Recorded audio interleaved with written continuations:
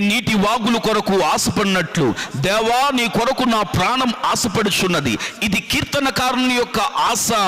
ఈ సృష్టి యొక్క ఆశ ఏంటో తెలుసా? దేవుని కుమారుల యొక్క ప్రత్యక్షత కొరకు సృష్టి మిగుల ఆశతో తేరి చూచుచూ కనిపెడుతూ ఉంది. పౌలు యొక్క ఆశ ఏంటో తెలుసా? క్రీస్తు నామం ఎరగని వారికి స్వార్థను ప్రకటింపవలనని మిక్కిలి ఆశగలవాడై ఉండి అలాగునే ప్రకటించను. నిశ్చయముగా ముందుగతి రానై వచ్చును. నీ ఆశ భంగం కానేరదు. మన దేవుడు ఆశగల ప్రాణమును తృప్తిపరిచేవాడు. ప్రియమైన సహోదరి సహోదరుడా, దేవుని మీద ఆశ పెట్టుకునుము.